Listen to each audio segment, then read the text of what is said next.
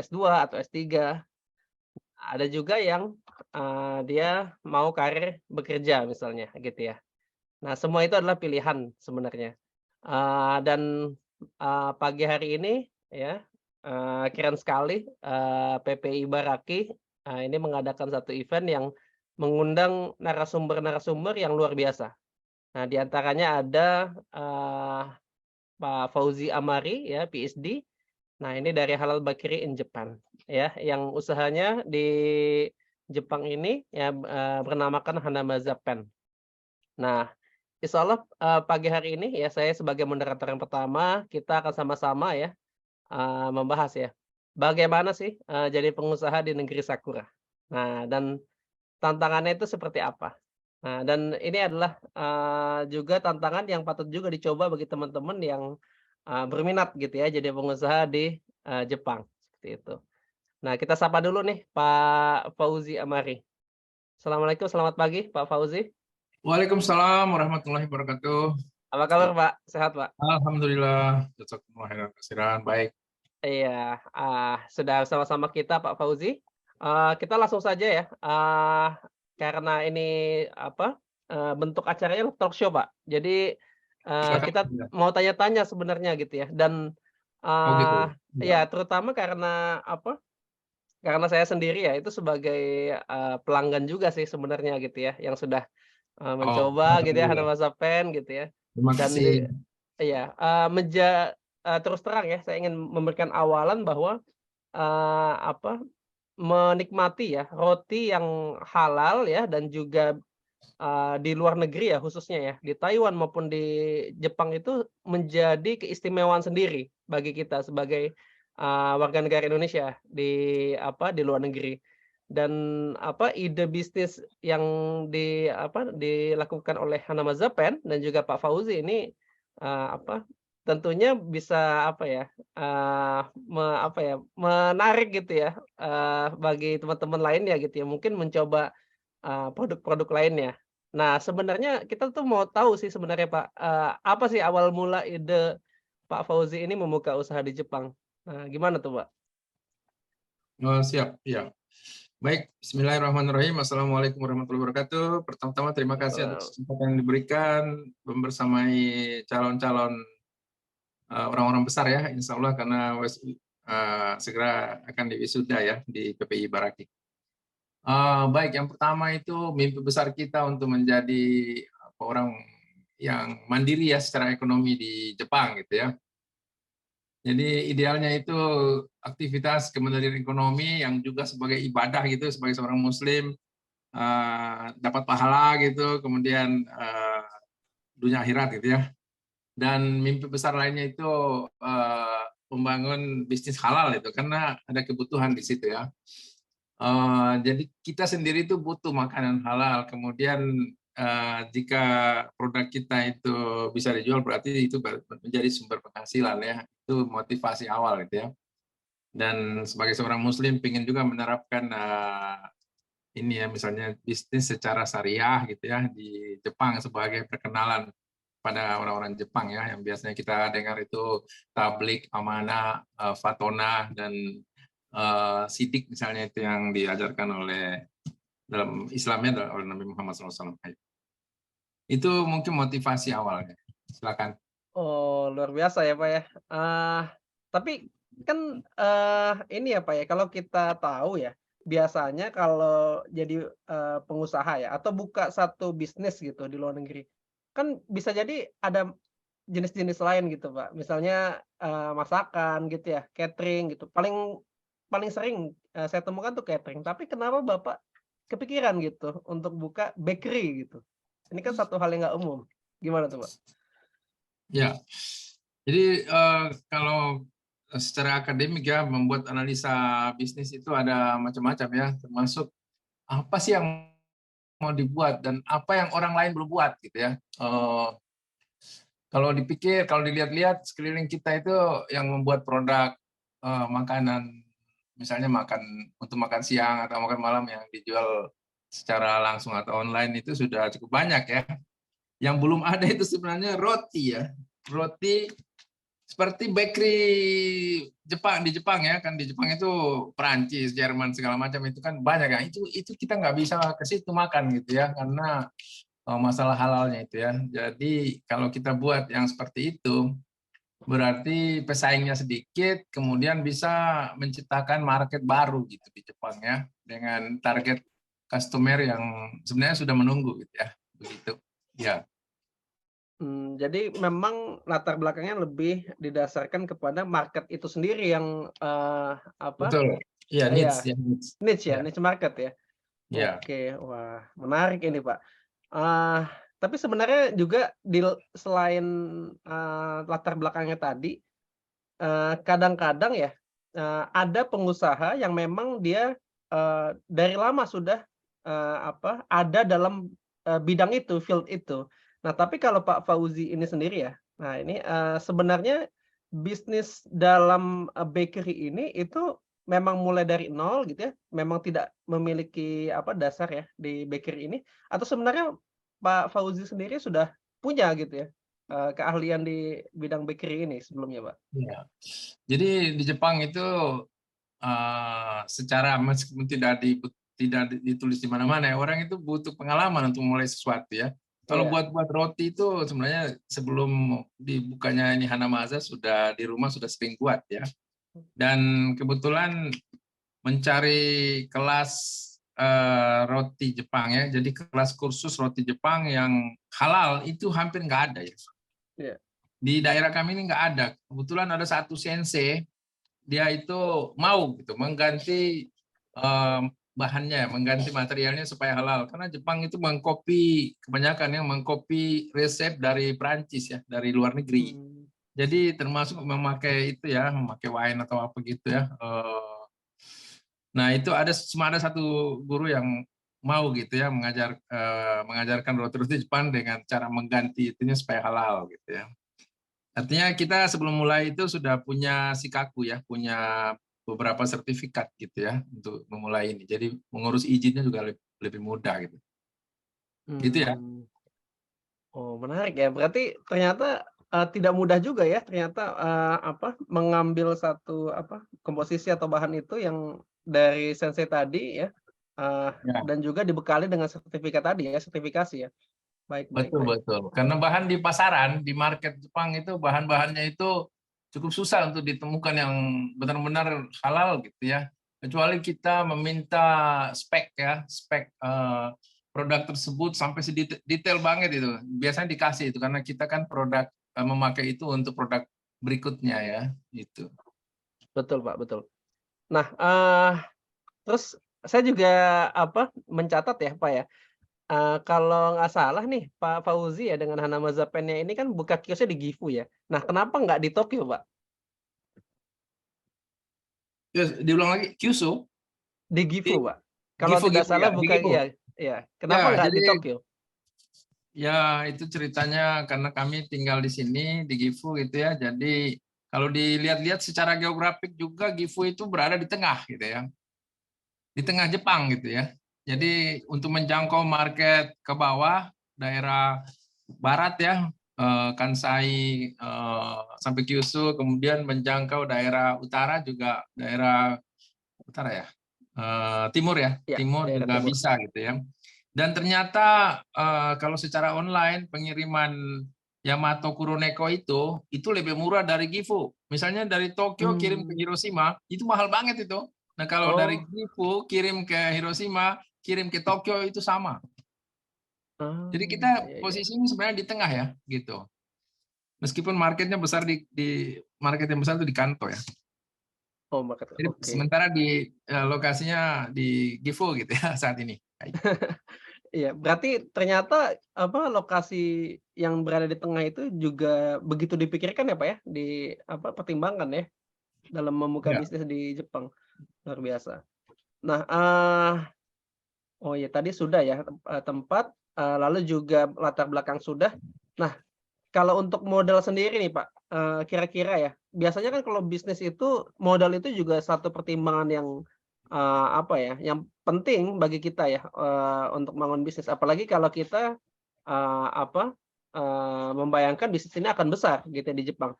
Nah, kira-kira untuk Hana Ya. Mazapen ini sendiri gitu ya, itu mulainya apakah Bapak mulai dari nol gitu atau, sebenarnya sudah mengumpulkan modal terlebih dahulu sebelumnya? Ya, jadi intinya itu komponen besar dalam satu bisnis itu teknis dan finansial ya. Nah, finansial itu sudah kita kumpulkan cukup lama ya, ditabung gitu uangnya ya. Hmm. Kira-kira berapa itu ya, 10 juta yen gitu ya. Udah ditabung, jadi kita tidak meminjam uang atau apa itu ya, loan gitu ya, untuk membangun usaha ini. Ya, jadi, memang sudah dikumpulkan ya? Ya memang ada beberapa, dan juga ya cukup banyak juga sih sebenarnya ya pengusaha yang, memang, mengumpulkan modal, ya khususnya mungkin seperti saya ya yang mungkin bekerja gitu kan. Nah ini kan juga pasti, nantinya akan ada opsi gitu ya untuk pengusaha dan juga rekan-rekan sekalian juga ya yang mungkin, sudah mulai menabung ya, barangkali, ingin, terjun ya di bidang pengusaha ya, menjadi wirausaha. Nah, kalau misalnya, tadi kan kita tahu ya bahwa Pak Fauzi ini kan di bakery gitu ya. Nah kira-kira, kalau menurut Bapak ya waktu, saat itu ya tidak memutuskan gitu ya untuk, di bakery. Kira-kira usaha apa, Pak, yang mungkin paling meyakinkan gitu ya, pada saat itu gitu ya, untuk, dibuka gitu ya, tetapi modalnya tidak jauh beda lah gitu ya dengan bakery. Waktu itu gimana, Pak? Ya, jadi biasanya itu orang mempunyai banyak opsi ya. Kalau kita kenalnya itu sektor analisis gitu ya. Kalau kami Mhm, sektornya industri makanan.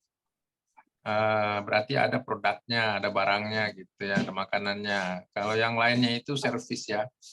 Nah, saya iya, juga sebelum bakery ini, bahkan setelahnya itu juga punya usaha servis gitu, namanya. Servis itu berarti pelayanan ya, iya, seperti itu ya. Eh, Dunia Jepang, kalau memang ini kita kan bicara di Jepang ya, dunia Jepang itu dunia industri. Jadi misalnya sektor food itu secara hierarki itu banyak sekali ya. Misalnya membuat produk yang dipakai oleh perusahaan lain atau pabrik lain, atau membuat produk dengan cara apa namanya ya, bergabung dengan produk makanan yang lain misalnya gitu ya. Jadi secara industri di Jepang itu mudah ya membangun industri. Kenapa begitu? Karena industri pendukungnya banyak. Jadi secara teknis misalnya peralatan, equipment ya, kemudian konsultasi. Tempat konsultasi di Jepang itu banyak, bahkan Siakuso itu memberikan konsultasi bisnis gratis gitu ya. Kemudian referensi buku, pengalaman orang, itu banyak sekali ya. Misalnya ini ya, seperti ini, kalau saya tunjukkan, ini kan seperti komik ya. iya, Ini buku bisnis ini, komik. Kemudian pengalaman-pengalaman orang lain dikumpul dalam satu buku, misalnya ini ya. Jadi ada pengalaman orang, ditulis lokasinya di mana, dia kapan bukanya, historinya seperti apa, dia memulai dengan modal berapa, apa yang diproduksi, dia jual ke siapa, bagaimana kelanjutannya, dia untung atau enggak, semuanya ditulis dalam buku. Kemudian misalnya jika kita membuka bisnis online, hanya online ya, itu pun ada pengalaman orang-orang yang dikumpulkan gitu. Cuman itu masalahnya teman-teman harus bisa ya baca bahasa buku-buku bahasa Jepang gitu ya, karena buku-buku seperti itu di Jepang ini ditulis dalam bahasa Jepang. Apalagi tadi ya, ya kalau sektor yang memungkinkan di Jepang itu eh, yang kita bisa bersaing ya dengan pengusaha Jepang itu, yang pertama itu memang makanan sih, karena makanan itu kan berurusan dengan lidah gitu ya, dengan rasa ya. Jadi jika kita bisa membuat satu produk yang enak, orang Jepang pun bisa mengaku itu enak, dan dia tidak bisa membandingkan dengan yang lain karena kita kan punya eh, kebiasaan ya memasak atau membuat sesuatu dengan iya, spicy gitu ya, dengan bumbu-bumbu gitu ya. iya, iya. Gitu ya. Silakan, silakan. Ya. Wah, berarti ternyata sebenarnya dari apa, bidang wirausaha sendiri di Jepang memang apa, bervariasi sekali ya, tadi Betul, ya. betul. Iya, dan justru karena memilih bakery ya, yang pasarnya itu, di apa, di bakery yang halal gitu ya, ini jadi kekhasan sendiri. Baik, oh ini biasanya ya, saya juga ingin menanyakan juga Pak, kira-kira kalau, Ya. wirausaha sendiri ya di Jepang, apa sih sebenarnya kendala terbesar Pak, selama membangun Hanama Zapan ini? Dan, hal-hal penting apa nih, mungkin yang, bagi teman-teman yang mau juga buka wirausaha, hal-hal penting apa yang perlu kita cermati gitu dalam membuka, usaha di Jepang? Ya, yang pertama kita harus mengetahui proses mengurus perizinan ya. Karena di Jepang itu sangat regulatif ya. Jadi semua urusan itu harus ada izin gitu ya. Apalagi makanan ya. Eh, Kemudian jika kita menjual ke pihak kedua, kalau kami itu punya link dengan Lawson ya, Kombini Lawson, dan secara periodik dipanggil oleh Ion Mall juga ya untuk mengisi produk. Yang seperti itu kita harus mengikuti aturan macam-macam gitu ya. Misalnya label label label halal juga ya, label ingredient ya, dan expire-nya harus semua itu harus detail. Makin lama makin rumit di Jepang ini ya. Kemudian kendala yang lain itu uh, memaintain rasa ya. Kalau makanan itu kan berarti dia, jika kita udah buat produk dengan satu nama, misalnya karepang, maka rasa karepangnya itu sebulan lalu, seminggu lalu, bahkan setahun lalu itu harus kita maintain supaya sama. Itu kan tidak mudah, itu susah itu. Iya iya Kemudian iya. yang ketiga, melayani customer juga tidak mudah ya. Jadi sebisa mungkin pengiriman tidak terlambat atau apa yang diminta itu tersedia gitu ya. Kalau kami itu produknya ada lebih dari 100 variasinya, lebih dari 100 Mmm, produk. Roti itu ya. Kalau yang sweet itu seperti cake, cookies itu juga banyak macamnya, sampai perusahaan Jepang juga ada yang minta obento ya, karena dia melayani tamu dari Malaysia atau dari Indonesia gitu ya. Nah itu kita harus maintain itu. Kemudian yang keberapa? Yang ketiga ya, manajemen penjualan ya. Itu juga susah ya, karena kan kita setiap akhir tahun itu melaporkan penjualan kita ke kantor pajak gitu. Jadi kantor mmm. pajak di Jepang itu sangat aktif ya. Jika kita tidak melaporkan, dia akan mendatangi kita gitu ya. Ya, mungkin berbeda dengan di Indonesia atau di negara lain gitu ya. Di sini sangat strict gitu ya. Dan harus ada bukti-bukti gitu. Kalau kita belanja ya semua stroke resito itu ya. Belanja itu harus dikumpulkan, ditunjukkan bahwa kita itu punya pengeluaran seperti itu. Dan penjualan kita itu harus tercatat gitu di mesin reji ya, mesin kasir itu kan di Jepang itu mesin kasir itu canggih ya, bisa dipindahkan ke komputer gitu ya, di copy filenya. Kemudian bisa ada printnya itu yang double gitu ya. Jadi kalau pembelinya dapat kertas, kita juga menyimpan kertas yang sama. Itu jadi bukti bahwa kita itu mempunyai penjualan uriage itu namanya, berapa per bulan, per minggu, per tahun, dan seterusnya ya. Terus kendala yang lainnya itu kita harus mengikuti training dari pemerintah. Itu setahun ada mungkin 2 kali ya. Jadi dia akan mengirim surat, tahun ini training tentang kemasan misalnya, tentang kebersihan, tentang sistem ISO atau apa yang baru gitu. Semua itu ada training dan kita wajib ikut gitu ya.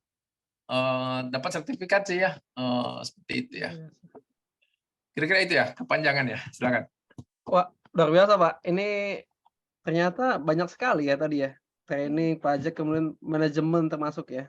Dan juga ternyata tidak mudah ya ternyata untuk menjaga, apa, rasa tadi ya dari 100 varian ya. Ternyata punya 100 varian ya, Iya, Hanama 100. Sapen. 100 ya, lebih dari 100. Iya iya. Iya. Ini, memang biasanya begitu, Pak. Jadi kita kan, tahu ya bahwa Nama Zapan ini kan satu bisnis bakery yang kita kenal besar gitu ya. Tetapi banyak yang dari kita tidak mengetahui kesulitan dan juga, tantangan tersendiri di balik itu gitu ya, Pak, ya. Dan luar biasa sekali tadi ya. Ternyata, ada hal-hal yang perlu kita penuhi ya sebelum tadi, dan juga kita cermati sebelum kita, terjun di wirausaha. Baik, karena mungkin dari tadi kita sudah banyak berdiskusi, mungkin dari teman-teman ya sudah, sekitar 32 orang partisipan ini, ada yang mungkin ingin bertanya gitu kira-kira ke Pak Fauzi, eee, dengan pengalaman wirausahanya, barangkali ada yang ingin bertanya? Eee, Bisa silahkan langsung menyampaikan pertanyaannya ataupun juga, mungkin menuliskan, ya. Iya, ini dari pertanyaan sudah ada dari, Ade Suryawati, izin bertanya, apakah seasonal sales ada di bisnisnya? Nah, seasonal sales. Ya, Ya, betul. penjual. Season ya, ya. Karena Jepang ini sebenarnya secara alamiah ya, secara alam itu ada 4 musim. Nah, kalau sebenarnya kita itu sulit menjual ketika musim panas ya, karena kenapa roti kami itu tidak memakai aditif, tidak memakai bahan-bahan yang bisa seperti roti Jepang yang dijual di toko itu ya, jadi bisa bertahan, bisa lembut, tidak keras ya, dan seterusnya itu ya. Nah itu jadi kalau musim panas itu kami harus ruangan produksinya harus tetap dingin seperti itu ya. Nah kalau penjualan eh, yang paling salesnya tinggi itu setelah musim panas, musim dingin juga bagus gitu ya. Kemudian saat ini gitu ya, saat ini itu animo makan orang itu naik gitu ya. Kalau musim panas itu kan maunya minum aja ya. Kemudian produk untuk seasonal itu kalau seperti sekarang ini itu roti yang rasa buah gitu ya. Itu sebentar lagi akan keluar itu ya, roti misalnya orange, roti strawberry gitu ya, kemudian pineapple ya dan lain-lain gitu ya. Itu ya kira-kira ya. Itu yang dimaksud ya, benar ya? Iya, seasonal sales ya. Oke. Mungkin ada lagi dari teman-teman sekalian, yang ingin, bertanya? Saya boleh nanya nggak?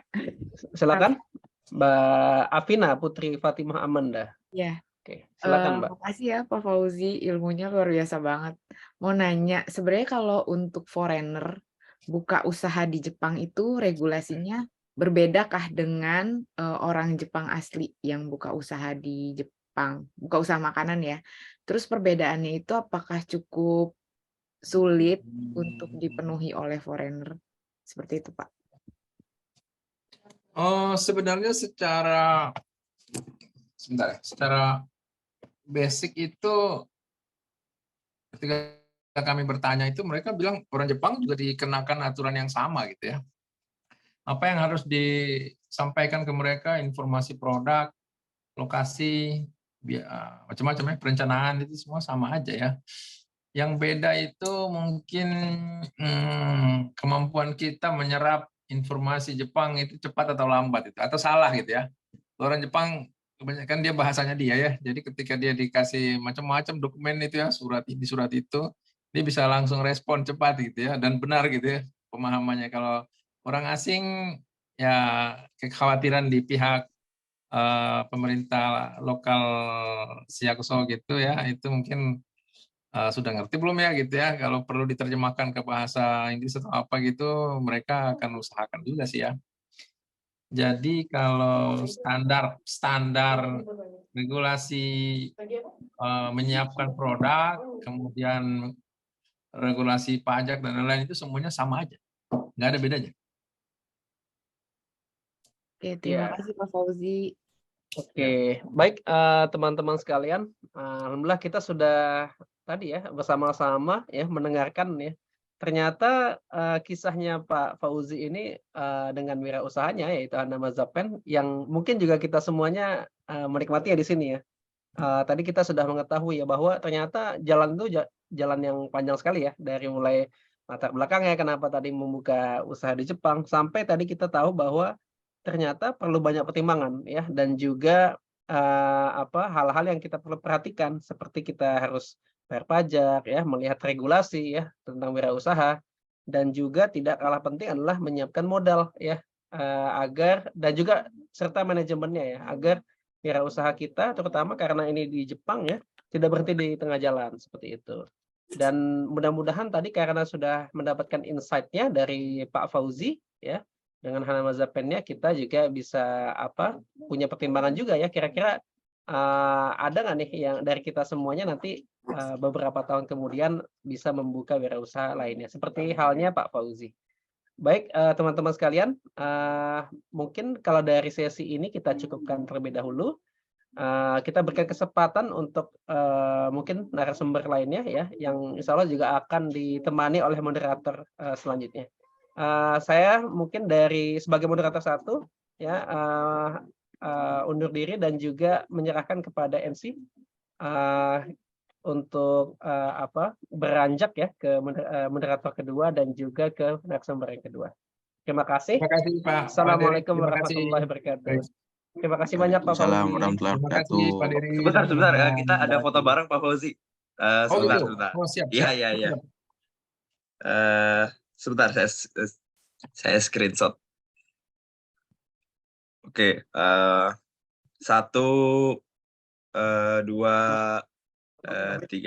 Baik. Oke.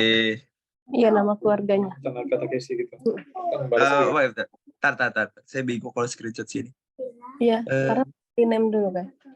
Oke. 1, 2, 3. Bukan. Oke, terima kasih. Ya, terima kasih banyak Pak Fauzi sharing ilmunya. Sehat selalu. Sehat-sehat Pak Fauzi, terima kasih banyak. Oke, alhamdulillah tadi luar biasa sekali tadi ya sesi 1 terkait wirausaha ternyata di Jepang dipandu oleh moderator kita Mas Dery dan Pak Fauzi tadi selaku narasumber. Oke, next selanjutnya di sesi 2 kita nanti akan ada penjelasan juga yang nanti akan dipandu oleh moderator kita yaitu Mbak Anissa Krama gitu. Mbak Anissa Krama ini dari Sukabumi.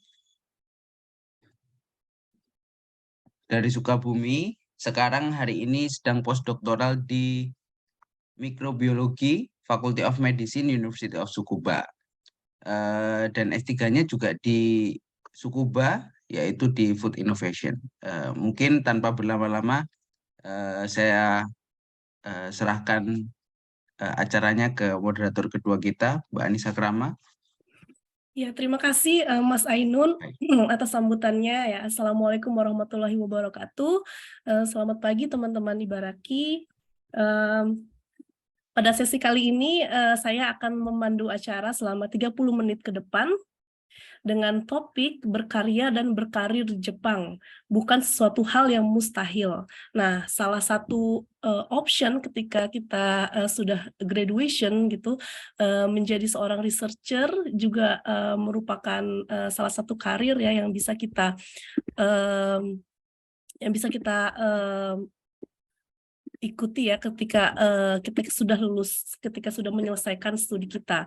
Nah, pada kesempatan kali ini di tengah-tengah kita sudah hadir salah satu researcher sukses di Jepang. Nah, sebelumnya saya akan membacakan CV beliau. Nah, beliau adalah Dr. Sastia Putri yang merupakan seorang associate professor dari Department of Biotechnology, Graduate School of Engineering di Osaka University. Nah, Ibu Sastia ini menerima gelar bachelor degree di tahun 2004 dari ITB ya, Institut Teknologi Bandung, Indonesia, dan gelar selanjutnya gelar Master of Engineering. Selanjutnya beliau menyelesaikan pendidikan PhD di tahun 2008 dan 2010. Di tahun 2010 beliau menyelesaikan gelar PhD dari Osaka University. Dengan bidang keahliannya adalah aplikasi metabolomik pada bidang pangan dan microbiology. Nah, beliau juga selama karirnya, beliau juga memenangkan beberapa award. Salah satunya di tahun 2015, beliau memenangkan Lee O'Reilly Award for Women in Science for her work dalam bidang metabolomik pada bahan baku kopi. Dan pada tahun 2018, beliau juga menerima award dari Metabolomic Society President's Award dalam signifikan kontribusinya dalam bidang Metabolomic Society. Dan juga tahun 2022 beliau juga mendapatkan Saito Award ya dari Society for Biotechnology Japan. Nah, beliau juga adalah seperti yang kita ketahui Scholars Association. Baiklah, mari kita sapa dulu. Assalamualaikum warahmatullahi wabarakatuh, Ibu Sasti. Waalaikumsalam warahmatullahi wabarakatuh, Mbak Anissa. Selamat pagi teman-teman semuanya. Ya, selamat pagi Ibu. Bagaimana kabarnya? Alhamdulillah kabar baik. Ini lagi berdoa sama 30 menit anak saya nggak nyariin. Supaya lancar kita ngobrol-ngobrol kayak maklum hari Sabtu. Ya, bagaimana si kecil dan si kakak? Sehat, Bu? Kakak lagi di Osaka sama ibu saya. Saya kebetulan lagi bisnis trip nih di Indonesia. Hari ini mau pergi ke Bogor. Jadi pas. Ini sekitar jam 8 ya, Bu ya? Gimana? Beda 2 jam, jadi di sana jam 8. Iya, ini masih pagi. Pagi banget ya. Iya. Ya Bu, ya Bu langsung saja Bu dengan pertanyaan pertama. Nah, Ibu kan saya sudah menyebutkan CV-nya bahwa Ibu memulai karir Ibu dari S2 ya, S2, S3 dan sekarang sudah menjabat sebagai Associate Professor. Nah, boleh diceritakan sedikit bagaimana awal mula Ibu sekolah di Jepang, mengapa memilih Jepang dan akhirnya meneruskan karir sebagai postdoktoral dan sekarang Associate Professor di Osaka University. Oke, terima kasih banyak Mbak Anissa. Sebenarnya kalau karir saya tuh benar-benar true blue academics ya. Jadi dari awal sampai sekarang tuh jalurnya akademis banget gitu. Yang kalau misalnya dilihat dari S1, S2, S3, postdoc, asisten profesor, associate profesor tuh benar-benar nyambung semua gitu. Jadi ada kan orang-orang yang mungkin ke industri dulu, ada pengalaman kerja dulu, baru nanti masuk lagi ke akademis. Kalau saya tuh benar-benar lulus S1, dapat informasi fellowship waktu itu 1 tahun research training disponsori oleh Max dan juga UNESCO. Itu namanya UNESCO Inter-University Course in Biotechnology. Dia menawarkan course selama 1 tahun research training di salah satu lab di Jepang. Participating universities-nya semua yang 7 besar itu Imperial Universities ya. Salah satunya Osaka. Waktu itu saya baru lulus S1, saya pikir ya cuma 1 tahun pergi ke Jepang, dapat pengalaman riset di Jepang, why not gitu kan. Ternyata saya tertarik banget gitu ketika melakukan riset di Jepang. Wah, di sini tuh suka banget sama budayanya, budaya risetnya. Terus saya merasa terpanggil jiwanya sebagai peneliti, pengen meneruskan studi lebih lanjut. Nah, alhamdulillah waktu itu Osaka University memang punya scholarship khusus funded by Max Scholarship. Itu integrated master and PhD gitu. Jadi S2, S3 itu di cover 5 tahun programnya. Terus saya ditawarin sama host professor saya setelah selesai dari UNESCO mau nggak balik lagi ke Jepang untuk ngambil S2, S3. Waktu itu kan saya masih lulus S1 ya. Jadi ya pengalaman saya cuma taunya Jepang aja dan saya suka banget sama Jepang, ya udah ayo aja gitu. Jadi nggak kepikiran pada saat waktu lulus S1 tuh nggak kepikiran, oh saya bakalan lanjut sampai S3, terus saya bakal jadi peneliti, itu sama sekali nggak ada kepikiran, cuman jalan hidup, satu pintu terbuka, lalu dijalani, pintu lain terbuka, dijalani, dan saya tipe-tipe orang yang ya udah kalau ada kesempatan terbuka, saya tuh tipe-tipe yang oke, let's grab this chance, lalu jalani sebaik-baiknya, nanti akan ada kesempatan-kesempatan lagi terbuka, dan begitu terus gitu. Jadi akhirnya begitu sampai tidak terasa, oh sekarang udah 18 tahun di Jepang. dan alhamdulillah sudah dapat permanent position saat ini di Osaka University. Alhamdulillah. Nah, mengenai bidang studi Ibu ini fokusnya ke metabolomic ya, metabolomic study. Iya. Ya, di bidang pangan dan microbiology, itu bidang yang quite different ya, Bu ya? Iya. Bidang itu. Jadi sebenarnya saya tuh trained microbiologist. Saya tuh sebenarnya microbiologist by training.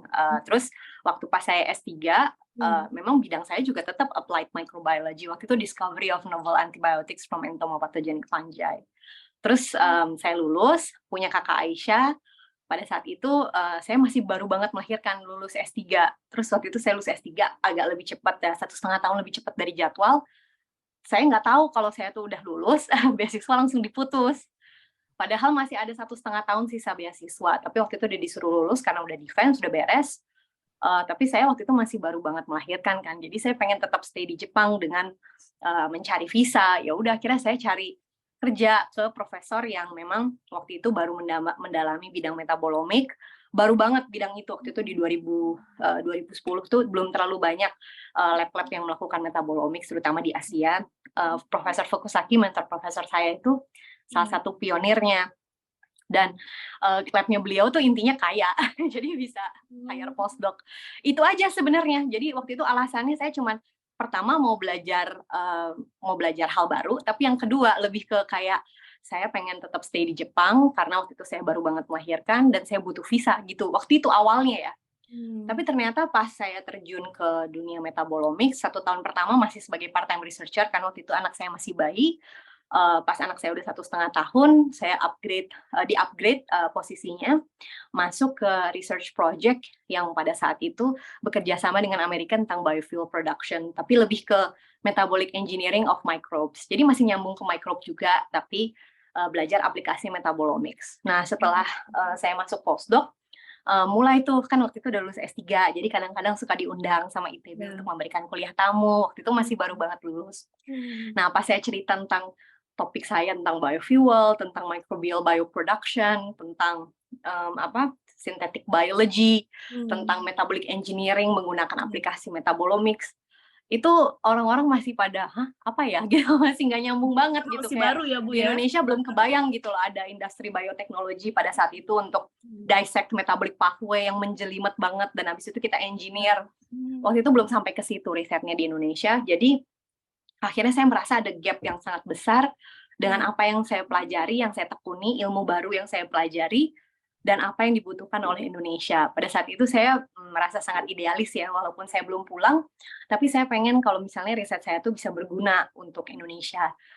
Nah, saya dapat kesempatan untuk bisa bridging ke metabolomics bahan pangan lokal Indonesia itu ketika saya establish jadi assistant professor. Waktu itu dapat tenure position, saya dapat startup grant, dan di situ saya memiliki kebebasan untuk memutuskan saya pengen riset apa gitu. Ya di situ akhirnya saya mulai bridging tuh, mulai merambah selain dari microbe tapi lebih ke metabolomics pangan.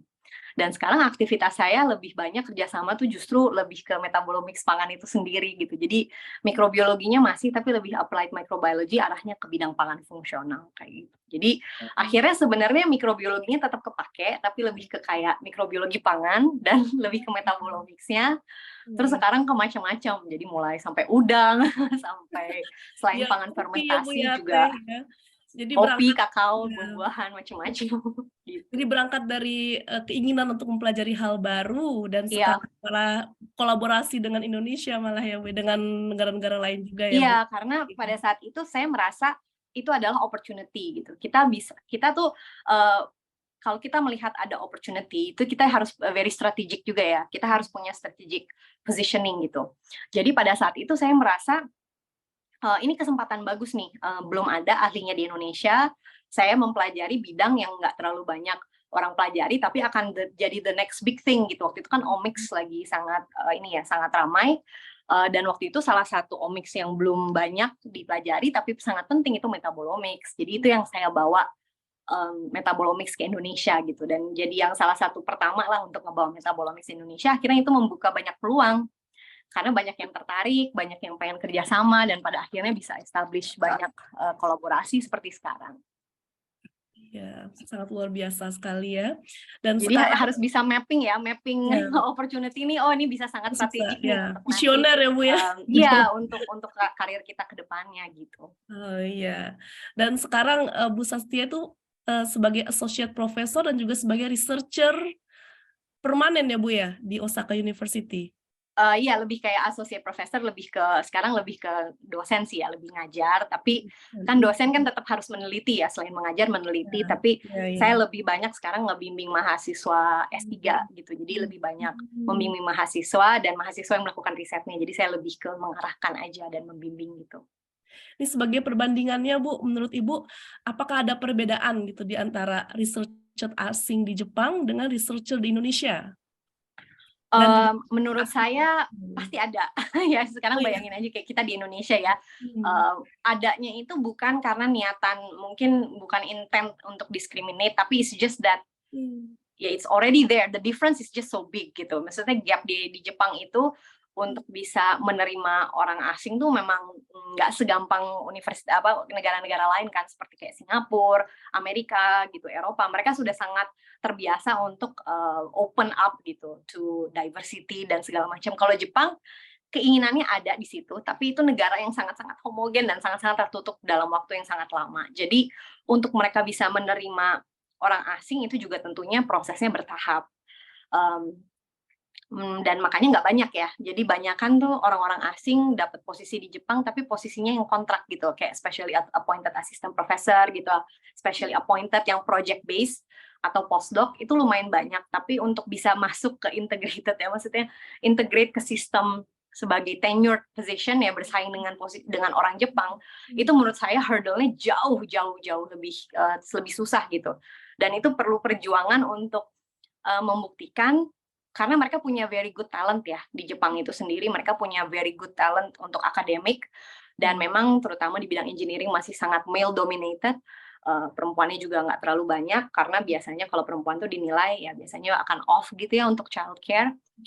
Sementara kan akademik di Jepang itu sangat kompetitif, posisinya juga terbatas. Jadi pada akhirnya untuk bisa ya ini dari influx yang segitu banyaknya gitu, terus apalagi kita berbeda, kalau di beberapa negara mungkin itu menjadi plus point gitu ya.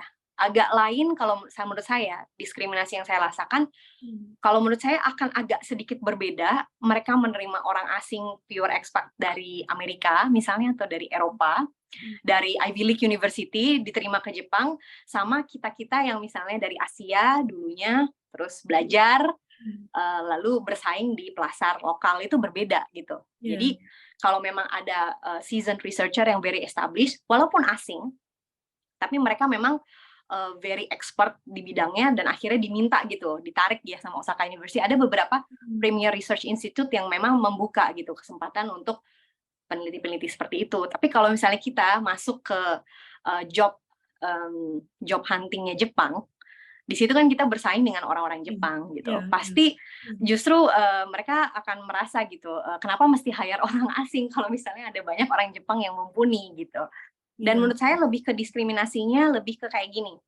Mereka agak khawatir orang asing itu nggak terlalu mengerti cara mereka beroperasi. Karena very Japanese ya. Japanese itu kan mereka punya cara yang sangat-sangat spesifik gitu. Dan biasanya cara-cara tersebut tuh hanya bisa diketahui karena kita memahami betul kultur mereka. Tanpa dikasih tahu, kita harusnya sudah tahu. Ada beberapa pertanyaan kita nggak usah nanya gitu, karena jawabannya pasti tidak. Itu jangan ditanya misalnya kayak gitu.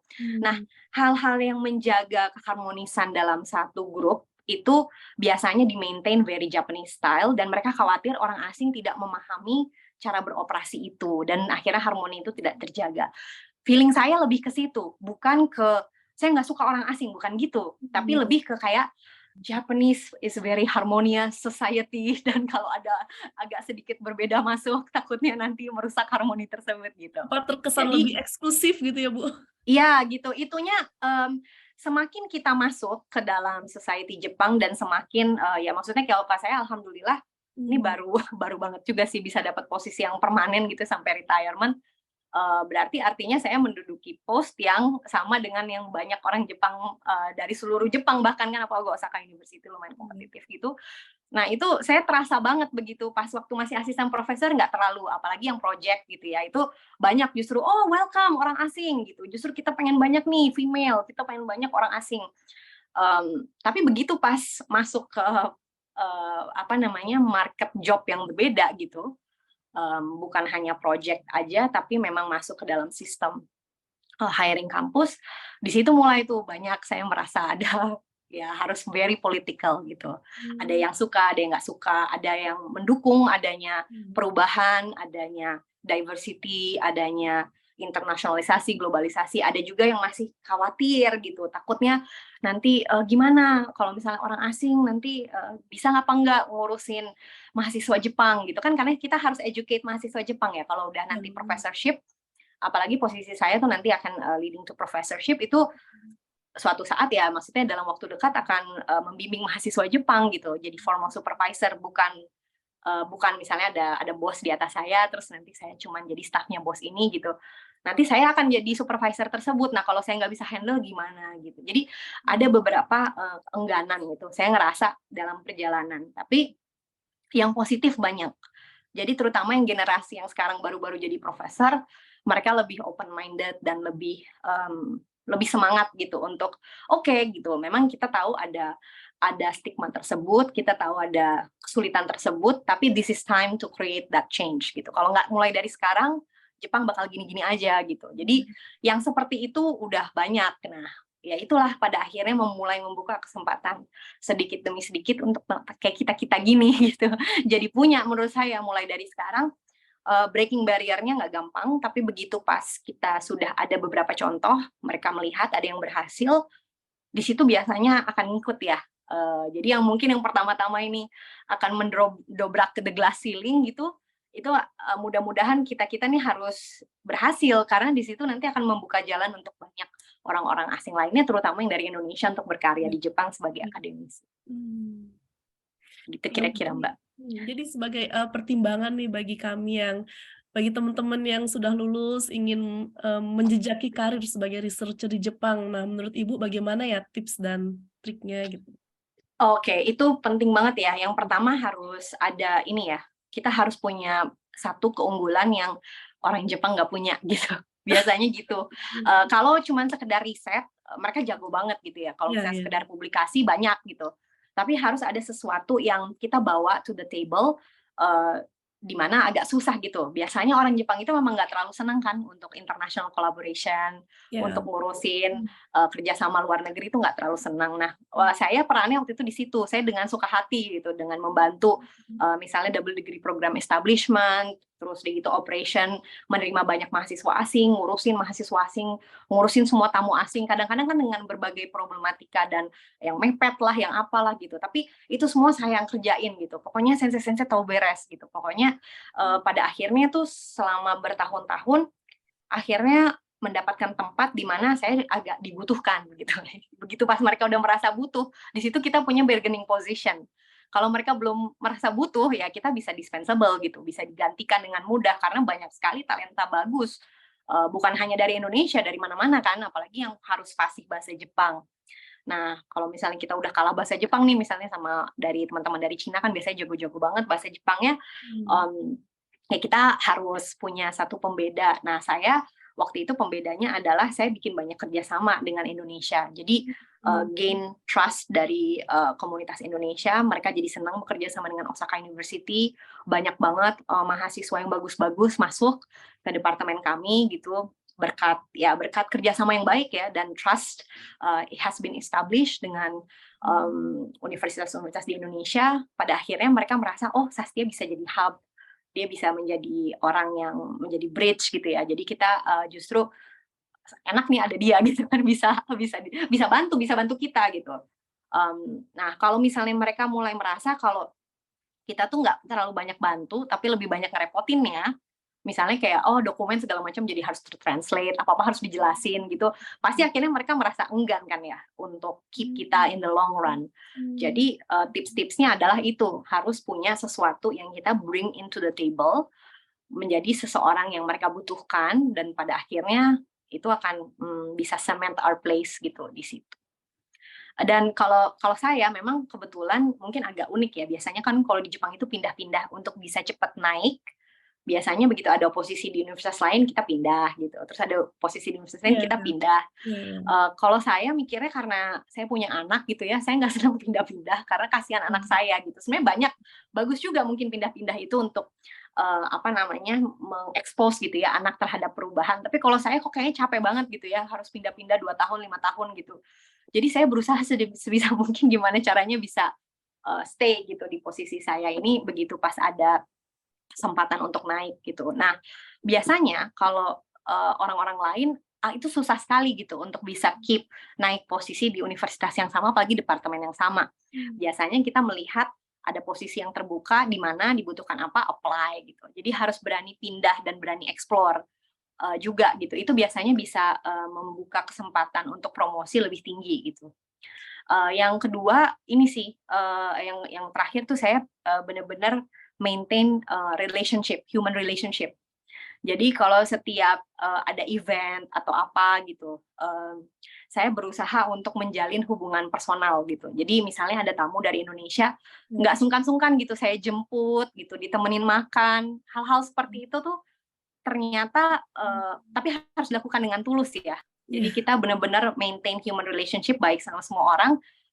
Ternyata nggak kerasa gitu kita punya teman di mana-mana gitu, dan teman-teman di mana-mana itu build our own reputation sebagai seseorang yang bisa kemana-mana gitu ya, maksudnya bisa punya banyak jejaring di mana-mana. Dan ternyata network itu is money gitu, network is power. Jadi menurut saya yang paling penting saat ini ya, yang benar-benar membantu dalam kelangsungan karir saya itu ternyata friendship gitu dengan teman-teman dari mulai zaman saya masih kuliah bareng sampai sekarang tuh kita masih sahabatan dan masih maintain relationship. Semua alumni yang lulus dari lab saya itu saya maintain juga. Mereka nanti suatu saat kan bisa jadi mana, jadi apa gitu. Jadi bisa jadi kerja sama itulah. Jadi mungkin teman-teman yang sekarang ada di PPI, ini nih yang sekarang kalian bikin acara gitu. Di situ waktunya kalian menunjukkan bahwa kalian itu orang yang bertanggung jawab, amanah. Karena kalau misalnya dalam berorganisasi, misalnya teman-teman ngerasa, oh dia orangnya nggak suka kontribusi, oh dia begini, itu nanti akan ke bawah sampai nanti. Tapi kalau misalnya kita tuh orang yang sangat resourceful, pada saat kita berorganisasi, pada saat kita berinteraksi dengan teman-teman dalam hal bersahabat, ternyata itu ke bawah terus gitu. Ini sebagai contoh ya, saya dulu pengurus di PPI Kansai, saya pengurus BPT Garuda. Kalau tahu dulu ada apa yang ngurusin tiket ya ke Garuda gitu, Badan Pelayanan Tiket. Saya dulu adminnya gitu, adminnya sampai kenal semua orang gitu, sampai hafal semua orang dimanapun. Jadi akhirnya tahu kalau mau pesen tiket tuh ke Sastia gitu. Terus waktu itu ketua PPI Kansai-nya itu Pak Beri Juliandi. Nah, saya tuh sangat berinteraksi sangat baik dengan beliau. Setelah lulus juga beliau kembali ke Indonesia, masih terus maintain. Saya undang kalau misalnya pas main ke Bogor, saya selalu kabarin Pak Beri, saya ada di Bogor. Pak Beri juga selalu kabarin kalau saya. Sekarang beliau dekan di FMIPA. Dan saya diundang oleh Pak Beri jadi ajang profesor di IPB gitu. Jadi itu benar-benar dari PPI gitu ya. Nggak nyangka gitu kan ya, dan itu sampai sekarang masih terus berlanjut nih. Saya akan berangkat ke IPB hari ini setelah acara ini. Pak Beri menjadi salah satu pembicara, dan sekarang Pak Beri juga kami undang sebagai ajang lecturer gitu di Osaka University untuk memberikan kuliah ke mahasiswa Osaka. Itu adalah salah satu contoh di mana persahabatan sekarang ketika kalian lagi studi itu jangan diremehkan, karena itu benar-benar merupakan satu aset yang sangat berharga. Jadi terus di-maintain persahabatannya. Iya. Baik Bu, ini ada satu pertanyaan dari audiens. Bagaimana kebutuhan bahasa Jepang untuk di akademik di Jepang, dan bagaimana overcome-nya berangkat dari pengalaman Ibu Sastia hingga saat ini, karena banyak urusan administrasi dan kelas pengantar bahasa Jepang. Jadi apakah bahasa Jepang itu signifikan? Ini saya terus terang agak unik juga, karena saya kan S1-nya nggak di sini ya, S2, S3 saya tuh international program. Jadi saya tuh bahasa Jepangnya nggak pintar gitu, nggak bagus malah. Jadi itulah dengan bahasa Jepang yang nggak terlalu bagus, gimana bisa dapat gitu ya, itu saya tekankan kelebihan yang lainnya gitu, sehingga akhirnya kekurangannya agak sedikit dimaklumi dan bahkan disupport gitu. Tapi kalau nggak kayak gitu kayaknya nggak mungkin deh. Pasti cuman dirasanya udah nggak bisa terlalu pinter bahasa Jepang, yang lain juga nggak bisa gitu kan. Jadi akhirnya saya berusaha banget untuk compensate apa yang saya bisa lakukan, nggak apa-apa deh, I'll take the load gitu. Jadi contohnya di lab itu ada 30-an ya mahasiswa. Kita ada 2 associate professor, 1 profesor.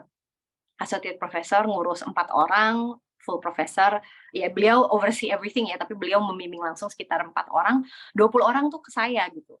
20 lebih gitu. Jadi karena it's something that I can do gitu. Aku bisa membimbing, aku bisa nulis paper semua dalam bahasa Inggris, bisa manage project, ada beberapa funding yang bisa di-apply dalam bahasa Inggris, saya bisa dapetin funding dari international companies.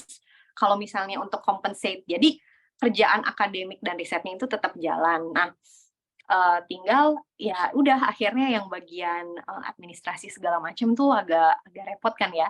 Akhirnya bisa hire sekretaris gitu. Terus misalnya ya itu untuk urusan administrasi bisa dihandle oleh profesional gitu, orang-orang Jepang yang support. Jadi saya banyak banget disupport oleh administrator sebetulnya. Dan saya melihat juga ada perbedaan yang sangat mencolok. 10 tahun yang lalu tuh nggak ada admin staff di departemen atau di fakultas yang bisa bahasa Inggris. Tapi sekarang hampir semuanya di setiap divisi itu bisa bahasa Inggris. Jadi mereka biasanya kalau udah notice, saya biasanya email-emailan dalam bahasa Jepang. Tapi kalau bahasa Jepang kok kayak agak lambat saya reply-nya. Mereka akhirnya kirim pakai bahasa Inggris cepat gitu.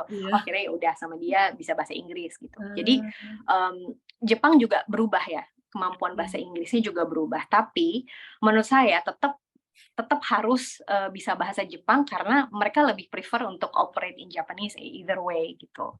Jadi itu tetap ya hanya exception. Kalau menurut saya the rule is harus bisa belajar bahasa Jepang. Jadi kalau misalnya punya kesempatan dari sekarang, jangan kayak saya gitu. Saya sebenarnya menyesal banget waktu pas mahasiswa dulu. Profesor saya tuh tipe yang setelah lulus pokoknya riset tuh yang paling penting gitu. Nggak usah belajar bahasa Jepang karena nanti juga kamu nggak akan pakai gitu. Jadi profesor saya tuh tipe yang kayak gitu dulu waktu pas S3.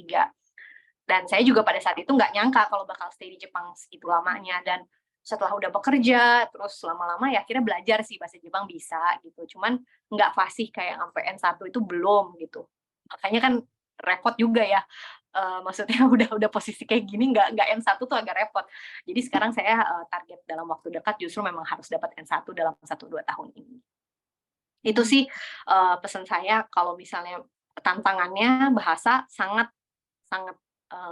jadi big barrier gitu. Untuk saya tuh my biggest challenge itu untuk sekarang itu sih tinggal nunggu dapat N1 gitu aja. Kalau boleh tahu kemampuan bahasa Jepang Ibu sekarang N1, N2? Iya belum N1, belum nyampe gitu. Belum nyampe N1, masih ya N2 lah gitu. N2.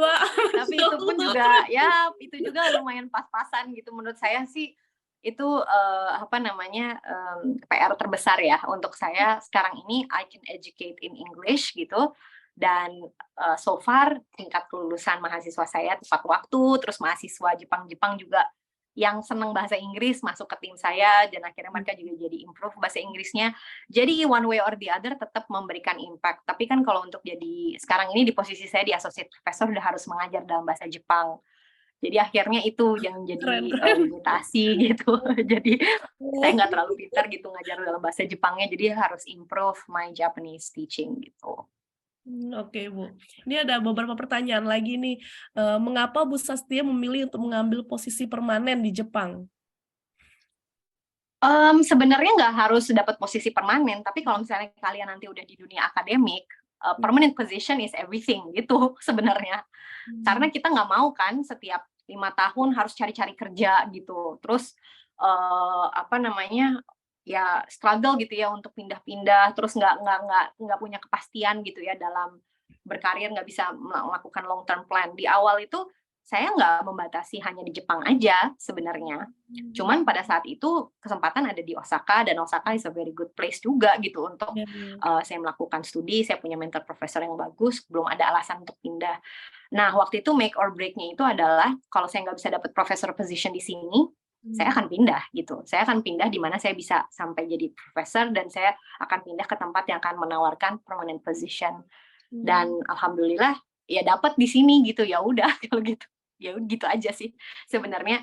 If I don't get it here, I'll move gitu. Tapi tujuannya bukan memilih di Jepang, tapi either way sebagai akademis I have to end up somewhere permanen, di mana saya bisa build my career, bisa punya independensi, saya bisa punya power to decide by myself gitu ya, apa yang saya ingin lakukan sampai nanti saya retire.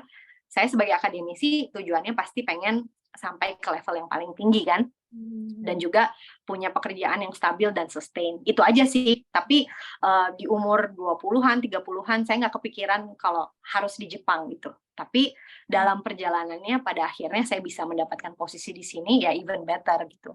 Tapi waktu itu sempat sih sebenarnya beberapa kali ada tawaran juga untuk pindah ke Indonesia. Tapi di Indonesia itu belum ada sistem untuk mengakui secara setara. Jadi kita tuh kadang-kadang harus mulai lagi dari awal gitu. Jadi ada beberapa hitungan atau kalkulasi yang memang belum bisa hiring yang setara gitu ya. Kecuali kalau mungkin udah jadi profesor, mungkin baru bisa diakui sebagai profesor. Tapi itu pun setahu saya mekanismenya masih belum teruji. Baru dipropose tapi belum tried and tested. Jadi serem-serem juga kan ya kalau misalnya pulang tahun nanti malah harus mulai lagi dari awal gitu. Jadi pilihannya waktu itu sempat kepikiran ya kalau memang enggak yang bisa berkarir di Indonesia. Tapi waktu itu sebenarnya sempat ada tawaran-tawaran posisi di Amerika, di Eropa juga.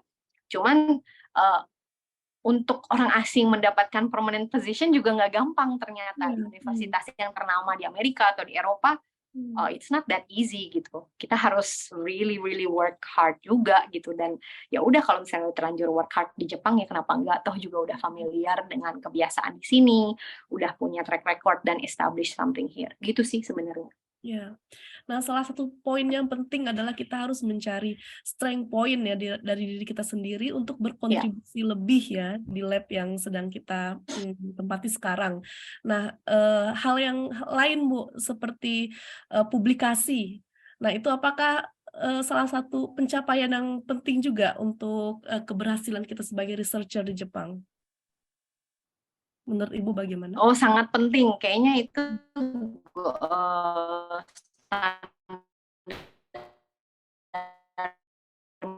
minimal ya.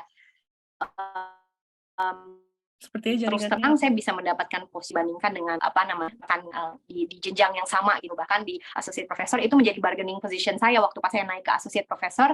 Sebagai profesor, publikasi saya lebih banyak daripada maaf Bu, sepertinya jaringannya gitu. tidak bagus ya Bu. Udah bisa, tapi kenapa naikin? Karena nggak post, nggak ada slot aja. Besar mau nunggu gitu sampai ada keinginan untuk naik di Osaka. Halo? Sepertinya koneksi internetnya tidak bagus di sana. Sebentar saya hubungi dulu ya.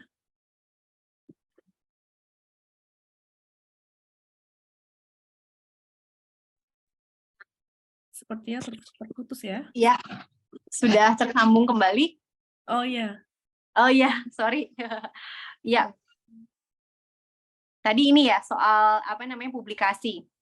Iya. Publikasi itu sangat-sangat penting karena kalau mentor profesor saya bilang jangan mimpi untuk bisa mendapatkan posisi sampai full profesor, hanya ada 2 yang penting, yaitu publikasi dan funding gitu. Yeah. Itu sih sebenarnya pasti publikasi itu dilihat seberapa produktif kita sebagai researcher, dan yang kedua memang seberapa mumpuni kita untuk mendapatkan research funding. Biasanya dilihat tuh track record funding.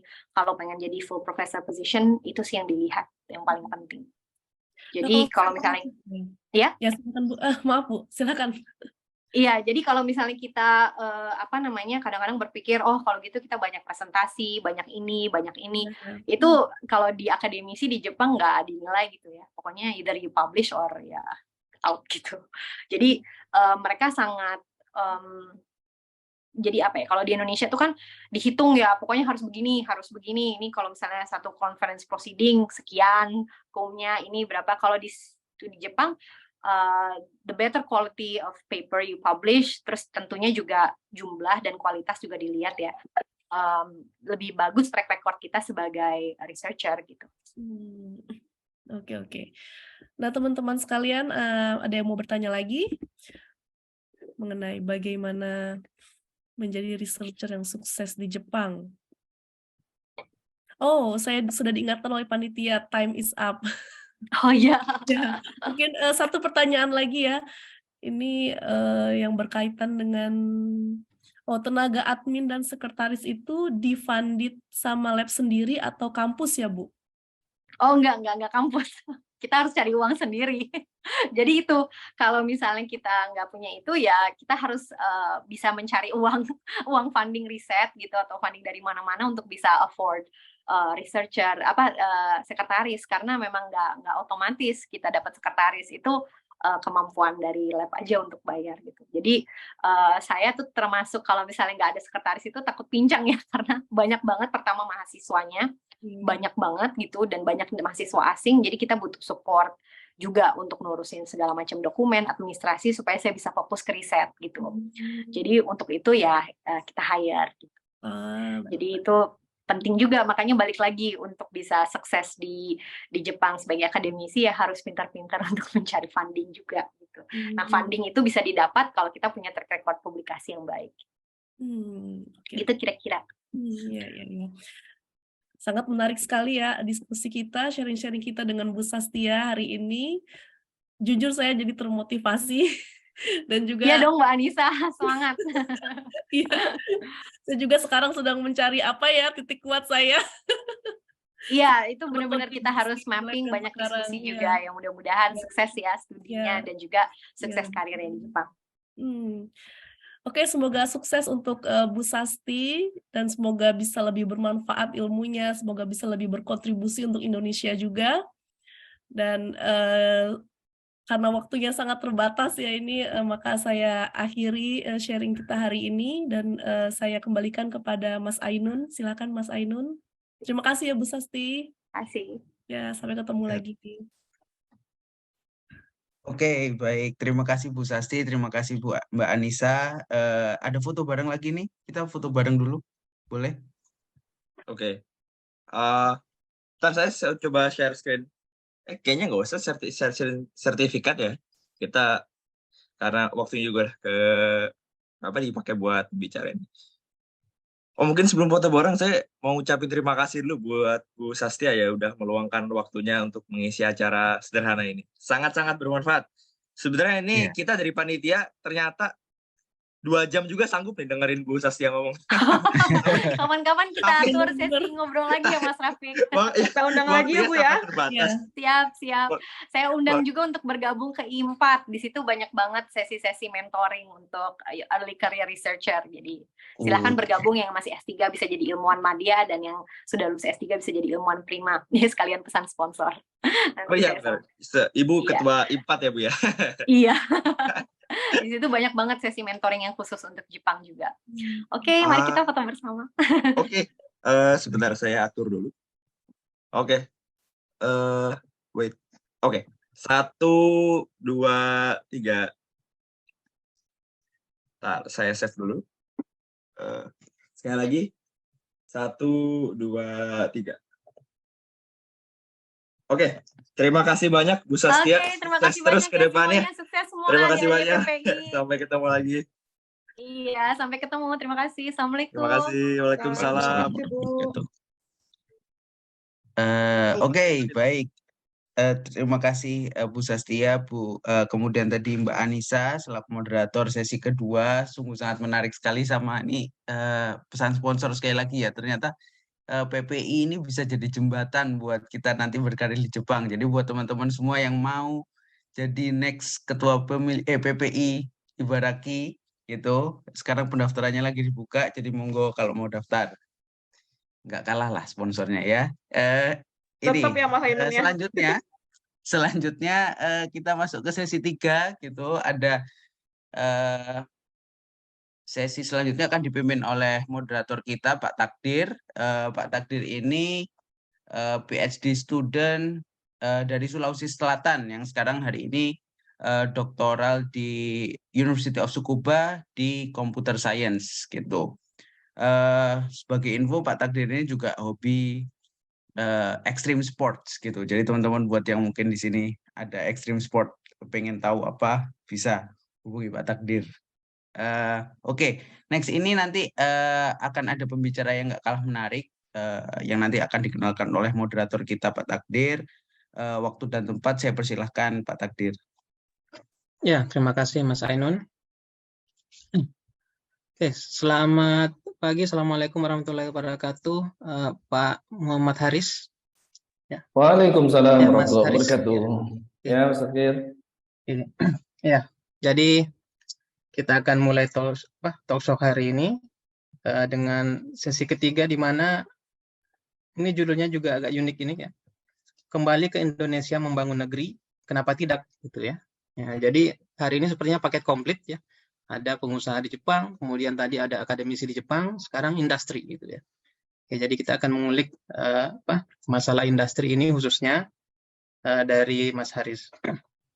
Di sini saya dapat CV-nya. Pak Haris ini lumayan terkenal di internet ya, jadi banyak yang bisa kita akses. Tapi saya pengen dengar langsung sendiri aja ya dari Mas Haris ini ya. Jadi mungkin secara singkat perjalanan Mas Haris, mungkin dari kuliah kali ya, kuliah S1 di mana, setelah itu kemana, sampai sekarang ini di mana gitu. Silakan Mas Haris. Oke, terima kasih Mas Zakir. Ini saya izin nostalgia dulu nih. Ya, boleh. Karena tadi belum disebut, karena saya alumni juga gitu ya. Ya. Tsukuba juga. Jadi mungkin waktu diundang Mbak Nanda nih ya, yang ngontak ya sebenarnya ya. Jadi langsung keringat flashback nih dulu. Muter-muter Ishinoya, Hirasuna gitu ya. Yeah. Sepanjang jalan kenangan ya. Yeah. Jadi sebelumnya terima kasih banyak gitu ya rekan-rekan semua, teman-teman semua atas undangannya. Jadi langsung aja kali ya Mas Zakir, perkenalkan. Yeah. Saya Muhammad Haris.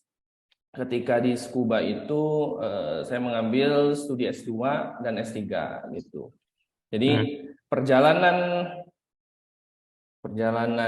akademik kali ya, dari S1 itu saya mengambil Fakultas Jurusan Ilmu Komputer di Universitas Indonesia di UI. Itu lulus tahun 2009. Tahun 2009. Di UI. Setelah lulus ya betul. Setelah lulus itu saya tipenya orangnya jalan aja gitu ya, jalan aja. Yang mana duluan dapat itu saya ambil gitu. Waktu lulus ambil TOEFL iya untuk lanjut S2, tapi yang ngelamar di industri iya juga gitu. Ya udah itu apply aja, beasiswa apply, perusahaan apply.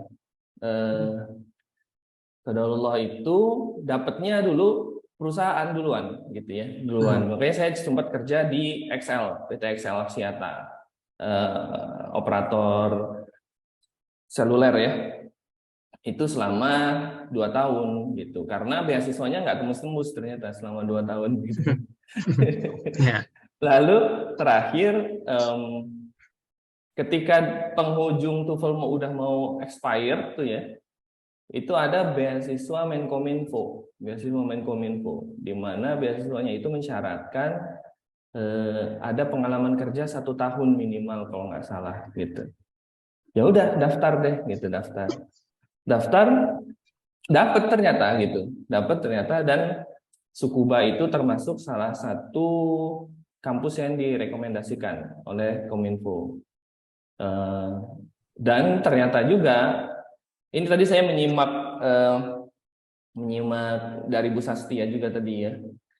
Kadang-kadang terbuka aja gitu peluangnya memang ya gitu ya. Dan ternyata memang pembimbing saya di UI dulu itu seniornya di lab Jepang dulu, sekarang dosen di Tsukuba gitu. Ya udah tambah lancar lagi gitu kan ya. Minta rekomendasi bla bla bla. Akhirnya datanglah saya ke Tsukuba gitu. Dan Tsukuba S2, S3 termasuk yang saya kira cukup lancar karena sangat baik ya profesornya. Profesor saya itu sangat baik gitu. Sangat mendukung, sangat suportif, bahkan untuk urusan-urusan keluarga itu sangat baik gitu. Asalkan kita bisa memberikan alasan. Nah, cuma di sini nih break point-nya ya. Ketika lulus S3 itu saya bingung tuh, hampir mendekati lulus S3. Saya bingung tuh. Karena apa? Lab saya itu termasuk yang profesornya nggak terlalu neken gitu ya, nggak terlalu neken. Ayo publikasi Q1 apa gitu ya. Ayo ini ada, makanya ada rekomendasi gitu ya. Kesannya bukan penekanan gitu ya. Jadi kayak saya ngerasa jalur akademik saya itu kok biasa banget gitu ya. Jadi ini buat rekan-rekan yang ngerasa jangan sedih hati gitu ya. Ya, Saya juga banyak sepertinya ya. termasuk gitu. Nah, dari situ memang masuk ke, saya baru sadar itu di tahun ya mau lulus tahun terakhir ya, tahun ketiga, tahun kedua dokter terakhir lah gitu. Makanya dikejar banget tuh tahun terakhir untuk publish jurnal yang lumayan bagus gitu. Nah, tapi tetap aja karena pertama setelah S3 ini ngapain ya gitu. Ini ngapain nih? Pertama itu saya termasuk memang kayaknya saya nggak bakal lama nih di Jepang. Saya udah kayak termasuk orang yang nggak bisa jauh-jauh dari Indonesia kayaknya. Pengen balik ya? Kan beda-beda ya. Iya, beda. Termasuk yang udah nggak bisa balik, kayaknya harus pulang ke Indonesia. Tapi somehow kapannya ya nggak tahu gitu. Nah, tapi dari situ ngelihat dari S3, kalau pulang ini akan sulit ya, akan sulit karena sebagai dosen publikasi itu kan yang salah satu yang paling dilihat mungkin ya. Itu nggak terlalu terlirik lah gitu ya, nggak bisa terlalu dilirik gitu kesannya. Akhirnya dari situlah kenapa saya memutuskan untuk lanjut postdoktoral di tetap di Jepang. Sebenarnya itu terbuka ya. Saya terbuka mau di Jepang, mau di luar, mau di mana. Tapi ternyata dapatnya di Jepang lagi dan dapatnya di Toyota Technological Institute gitu. Itu jadi kayak semacam kampus juga institut ya, institut tapi fundingnya itu dari Toyota Group memang. Nah, dari situ itu kayak udah berazam ya, bertekad gitu ya. Ini selama postdoc emang harus targetnya publish di tempat yang bagus gitu ya. Tujuannya memang itu memang tujuannya. Dan alhamdulillah memang lingkungan di Toyotanya itu mendukung gitu ya. Mendukung, banyak support lah. Salah satunya misalkan ternyata di Toyota itu punya cabang di Chicago gitu ya, di Amerika. Kita bisa kolaborasi dengan mudah itu dengan dosen-dosen di sana, dan juga memang supervisornya termasuk yang lumayan neken gitu ya. Ayo tiap tahun satu gitu minimal tempat yang bagus gitu ya. Dan ada memang target di apa namanya ilmu computer science itu ada satu conference yang top lah gitu ya. Kita harus submit ke sana gitu. Targetnya memang kayak gitu. Dan alhamdulillah tercapai gitu ya. Dan alhamdulillah tercapai selama berada di Toyota. Nah, ini kalau saya lanjut cerita pulang ke Indonesianya nanti akan panjang kayaknya. Ya, jadi singkat cerita dari postdoc. Terus berapa tahun Mas postdocnya? Postdocnya itu 2 tahunan ya, 2 tahun setengah atau hampir 2 tahun setengah kalau nggak salah. Itu setelah itu balik ke Indonesia tahun? Pas sebelum COVID, 2020 awal, Januari. 2020, ya. Jadi sampai sekarang di Indonesia sudah sekitar 3 tahun ya? 3 tahun. 3 tahun ya. Oke, jadi tadi flashback cerita dari Mas Haris ya. Ceritanya juga lumayan paket komplit ya. Dari UI, kemudian bekerja di industri Indonesia 2 tahun, kemudian di Jepang S2, S3. Setelah itu akademis lanjut postdoc 2 tahun lagi, balik lagi industri di Indonesia 3 tahun. Nah, jadi wah ini pengalamannya juga lumayan banyak sepertinya yang bisa kita gali ya. Coba kita telusuri satu persatu ya. Nah, jadi Mas Haris ini memang sepertinya condongnya lebih tertarik ke industri ya. Meskipun karena aneh juga dari S2 sampai dengan postdoc itu lumayan lama di akademis. Mana ini Pak? Kenapa? Apakah memang tertarik di industri atau akademik gimana? Coba Mas Haris bisa menjelaskan perbedaannya atau Ya. kenapa yang orang yang bagaimana sih condong ke industri gitu, orang bagaimana yang condong ke akademik gitu. Iya, iya. Nah, ini balik lagi ya memang. Mungkin saya tekankan sebenarnya saya termasuk orang yang sangat fleksibel gitu, Mas Ardi. Gitu. Yang penting saya bisa bermanfaat tuh posisinya di situ, dan saya memang bisa berkembang gitu ya.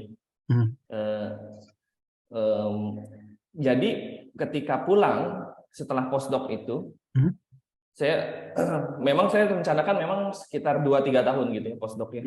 Postdoc. Nah itu ada di checkpoint lain kan gitu ya. Ini pulang nih berarti persiapan pulang gimana nih? Lagi-lagi saya apply dua-duanya. Saya apply industri, saya apply kampus. Gitu. Fleksibel Jadi ya, memang, bisa kemana saja ya. Oh itu luar biasa. Jadi Mas Haris Jadi termasuk amfibi nih, bisa berbagai alam gitu ya.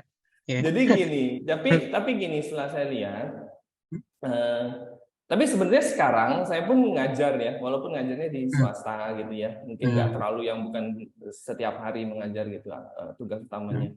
Tapi saya ngeliat gini, S3, terutama mungkin kelebihannya bidang ilmu komputer gitu ya, yang bisa, dan booming tech company di Indonesia sekarang itu salah satu peluang yang membuat saya bisa masuk ke industri ya, bisa termanfaatkan gitu. Dengan apalagi background S3 di mana mungkin yang dimanfaatkan semacam critical thinking ya kali ya.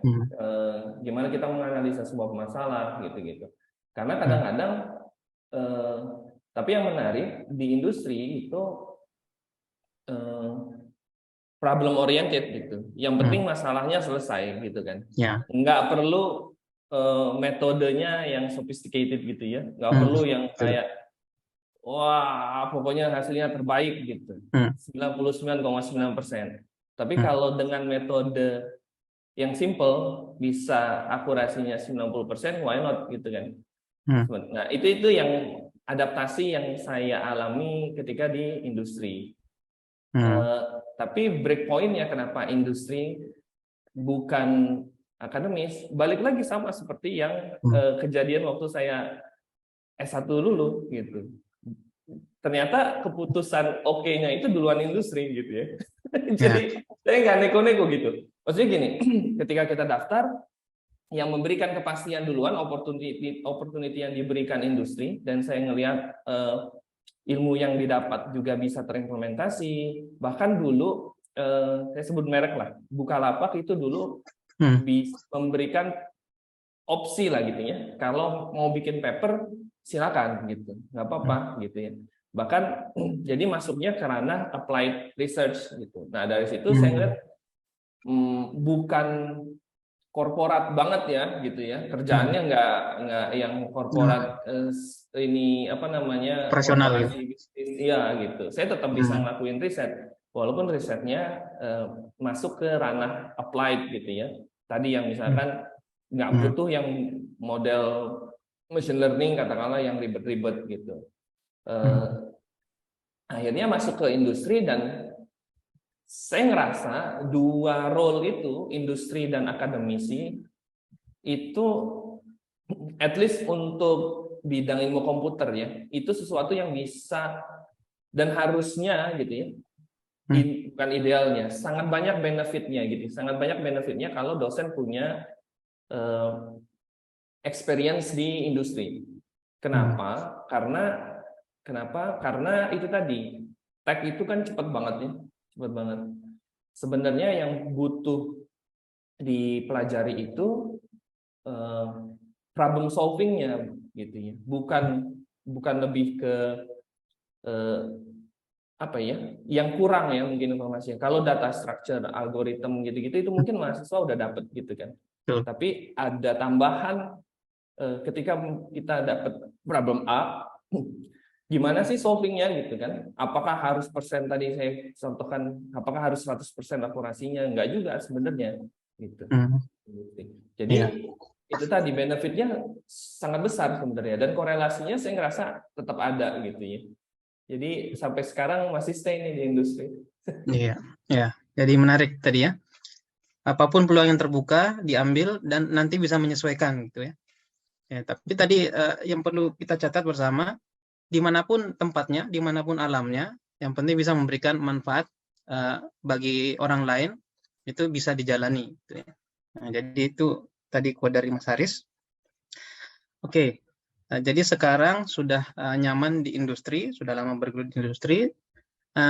Ya mungkin ini kami juga butuh pengalaman dari Mas Haris, karena rata-rata memang mahasiswa di Jepang itu lanjut postdoc, kemudian mungkin ya dia ada di akademis dan masuk ke industri. Salah satu mungkin pertimbangan untuk masuk ke industri, kenapa enggak, adalah tingkat stresnya mungkin lebih tinggi daripada di akademis gitu ya, yang bisa lebih fleksibel. Tapi tadi Mas Haris juga menjelaskan, di industri ternyata bisa seperti akademis juga loh, bisa riset, ada fleksibilitas.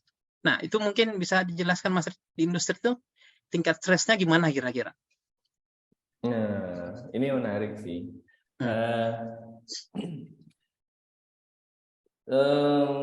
Saya nggak berani bilang di akademisi tingkat stresnya rendah juga ya sebenarnya, karena dosen banyak kerjaannya loh, beban administrasinya luar biasa. Bikin RPS gitu ya, RPS, RPP gitu segala macam lah gitu ya. Harus bikin proposal untuk funding gitu-gitu. Iya, jadi minimal teman-teman ini melihat dua dunia yang belum pernah dilihat itu. Industri gimana rasanya gitu. Ya, oke, silakan Mas Haris. Tapi di industri memang mau nggak mau gitu ya. Ini ada cerita lain juga nih. Sekarang saya kan bukan di industri yang profit oriented ya. Sekarang itu saya bekerja di GovTech. GovTech itu kayak semacam vendornya Kemendikbud gitu. Kalau ada yang tahu Merdeka Belajar ya, kampus Merdeka. Nah, itu dukungan IT-nya itu dari tim kami gitu, GovTech. Nah, itu ada perbedaan. Industri pun sebenarnya ada beberapa industri yang nggak terlalu profit oriented.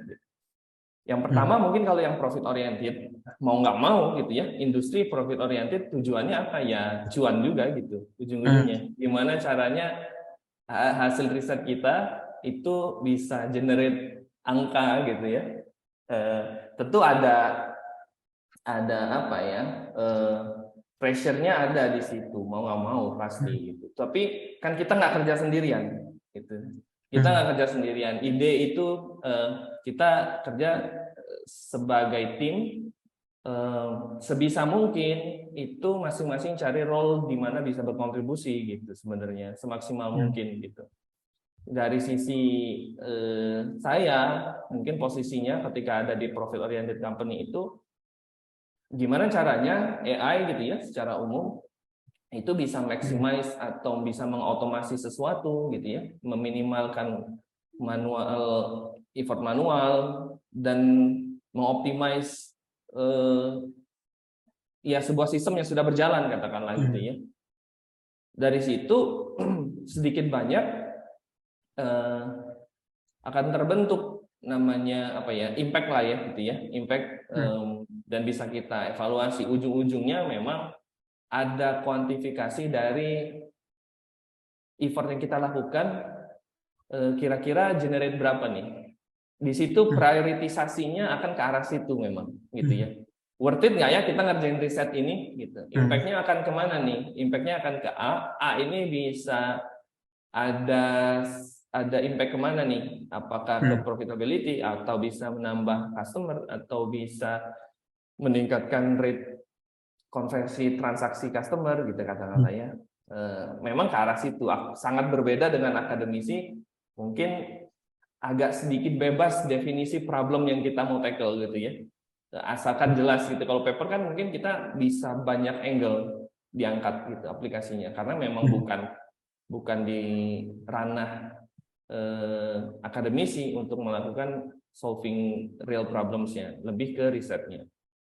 Itu yang pertama memang berbeda. Nah, itulah kenapa yang kedua nih alasan saya juga pindah ke tempat yang baru nih ya mungkin. Saya pengen coba nih kalau di tempat yang nggak profit oriented gitu ya, pengen lihat gitu. Dan selain itu konsep yang diangkat gitu, konsep yang diangkat di perusahaan sekarang itu menarik karena baru kali ini itu ada IT konsultan yang apa kesannya ya, kita kayak tech company yang involve langsung gitu, gaya komunikasinya itu nggak kayak vendor. Jadi kita sehari-hari itu kadang ngobrol langsung sama dirjen. Kalau pendidikan tinggi itu ada Prof Nizam ya. Itu kita bisa ngobrol gitu, misalkan kita kebutuhannya apa sebenarnya. Kalau vendor, biasanya kan vendor IT di pemerintahan itu kan pemerintah minta A, ya udah dikerjain A. Kerjakan harus diberikan. Iya, selesai gitu ya. Padahal jangan-jangan bukan A butuhnya gitu. Jangan-jangan butuhnya B gitu. Walaupun mintanya A gitu ya. Nah, di perusahaan yang sekarang itu kita mencoba beneran nggak ya sebenarnya dia mintanya A gitu. Butuh nggak sebenarnya A? Jangan-jangan udah di deliver A, bukan A sebenarnya problem utamanya gitu. Nah, itu proses yang saya ngelihat ketertarikan saya kenapa pindah ke tempat yang baru ini, salah satunya itu gitu. Dan juga kontribusinya langsung gitu ya, langsung ke kementerian gitu. Dan saya merasa ini salah satu salah satu usaha yang sangat baik untuk mentransformasi secara digital pemerintahan gitu. Semoga bisa jadi kayak sampel gitu ya. Menarik. Jadi Mas Haris ini juga di industri juga berpindah-pindah ya.